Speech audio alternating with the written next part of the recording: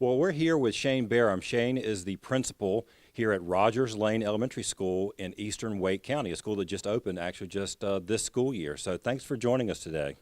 Thank you. It's a pleasure to be here. Well, Shane, the reason why we came out is we're talking about personalized learning on the show today. And I know that was one of the things that as the principal here with the school opening, you wanted to focus on. Tell me why you decided to go in the direction of personalizing learning here at Rogers Lane. Here at Rogers Lane Elementary School, we decided that we wanted to focus on personalized learning because we wanted to accelerate the learning for all students. And we decided that we wanted to use digital platforms in order to be able to personalize learning for every student. Yeah, and when I started, I mentioned at the opening, we're talking about personalized learning and digital learning. They are two different things, but I think what I understand from talking to educators is digital really gives you an opportunity to personalize like we haven't been able to do before. It does. You certainly can do personalized learning without integrating any digital content, but it gives students a greater opportunity to be able to research and to use digital platforms in order to enhance their learning. So again, for folks who aren't as familiar with the concept of personalized learning, I mean, it's a buzzword in some ways that we hear. What do you want it to look like here at your elementary school? We want students to be able to take digital hardware and digital software and use it at a deeper level. You certainly could use laptops and computers and iPads in order to enhance instruction, but we really want students to be able to use it at a deeper level, to be able to connect with people beyond the classroom. Is this something that the instructors can actually use to, again, see how the kids are doing and, sort of which ones can go further, which ones might need a little more help? Yes, we have some of our teachers who use digital platforms in order to keep student work, and so they can go back and review what students have done, what they need to do, and be able to direct them in a different direction if they're not, using the technology appropriately. But it certainly gives teachers an opportunity to keep track and to monitor what students are doing. And it's easier because you don't always have to have a paper and pencil product. Right. Now, this is obviously the school's new, and this approach is new for this school. So what are you, looking down the road, what do you, when it's fully, sort of evolved and mature, what does it look like to you? Right now we're in the infancy stages of integrating and implementing digital learning and personalized learning, but we really want students to be responsible for their own learning, and we want them to be able to reflect and take ownership of what they're doing, and we want them to use digital learning in order to be able to enhance and to enrich their learning experiences. Excellent. Well, we appreciate you inviting us in. Thanks so much. All right, thank you. KRISTI Allen, Instructional Technology Facilitator here at Rogers Lane Elementary School. So I guess first, tell me what that job does here. The Instructional Technology Facilitator just goes around to different rooms, helps teachers plan, looks at infrastructure, programs, different things like that. Now, when I talked to Principal BARHAM, one of the things he talked about was personalized learning, but obviously with a digital platform. So I guess explain to me, as the facilitator, what does that look like in practice? Well, in practice, we really try to be choosy or, picky about the programs that we use to make sure that the digital platforms that we are using in our classrooms actually will allow us to meet the students where they are, so that we can meet them at their need. Things are going to look a little bit different than the typical classroom because some of they always incorporate their stations and their independent stations. And so a lot of times these digital platforms are used in those independent stations to, one, make sure we're, hitting the level and the need that student's working at currently.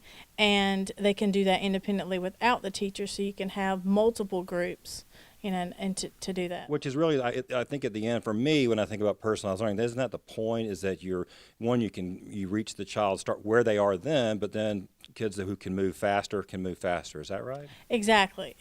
Not only are you meeting the need and allow them for those, it's really used as an acceleration tool. So that way they can kind of move at their own pace, at their own level at times, and even spark their own, their engagement on things that they like to learn about. Terrific. Well, it sounds great. Thanks so much for being with us today. Thank you.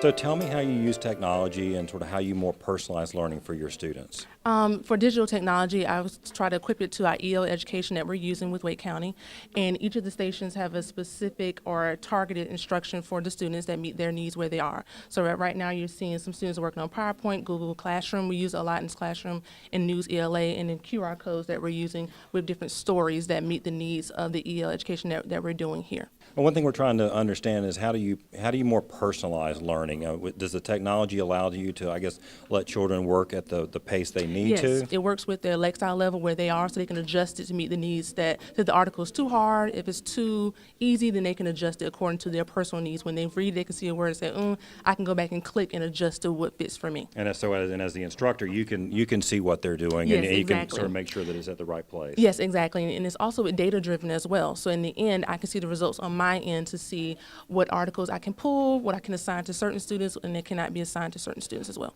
Great. All right. Well, thanks so much for inviting us in. You're We're welcome. gonna Thank can you. we talk to some students? Sure. All righty. Tell me what you're working on. We're working on a video, and we have to scan the QR codes, and it brings up questions, and we have to write the answers down. Tell me what you're working on here in class today. We're working on Go ahead. shapes and numbers. And we're trying to organize what color and see the number. So tell me what's the best part about coming to Rogers Lane Elementary School? The best part is when we learn, we still get to have fun, but we still have to learn to make us better at learning. 1, 2, 3. Square! All right, let's submit it and see what happens. Here we go. Yay! All right, here's the next one. What's our first question that you need to ask? What's the first question? What do we Notice. What do we notice? Go notice, go notice. I teach the 4 C's. So that's creativity, collaboration, communication, and critical thinking. And we just work with the kids on helping to make sure that they are ready for the 21st century and beyond. Exactly. So we're talking about personalized learning and also digital and technology. So tell me how you incorporate that into 4 C's. Okay, one of the fun things that the kids love to do is work on breakouts. Breakouts allow the kids to go by their own pace to see if they can discover clues and figure out ways to solve a mathematical problem, or it can be a language problem, any kind of problem. And so that's what the kids are doing today. Terrific. Now, what have you? This is the first year that this school is sort of implementing this kind of approach. Do you like it? I love it. This is one of the reasons why I came to teach at Rogers Lane. The freedom to allow the children to explore at their own pace is so relieving to them and to me.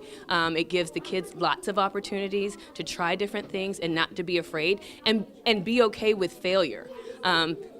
This whole breakout thing, it's not perfect, and they don't get it right every time, and a lot of times they think they're defeated, but they realize as soon as they get that victory and open that lock, it's on fire. It's wonderful. Wow.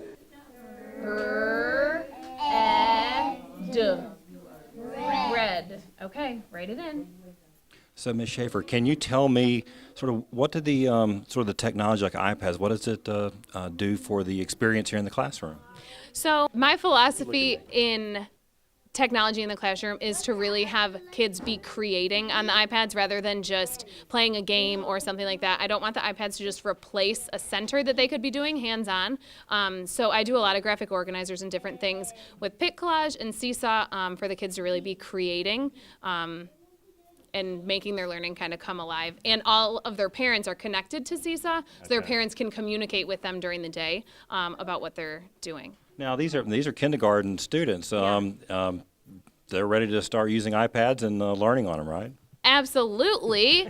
It takes a lot of scaffolding at first. I run groups like this pretty often when I'm just starting a new app, or I will, in my guided reading group, have the students have the iPads and we work through. So like one of my students right now over there is working on Magic E, so words like cake and bake and bike, and he's creating a Pic Collage all on his own and then uploading to Seesaw all by himself. So instead of me creating the graphic organizer, he's creating it all by himself, and then he's going to record and tell his parents what he did. Well, that's fantastic. Yeah. That's fantastic. One last question. I'll let you get back to teaching. Yeah. Tell me, one of the things that we've heard is you're able to, with the technology, to more personalize the experiences for the children. So how have you done that here?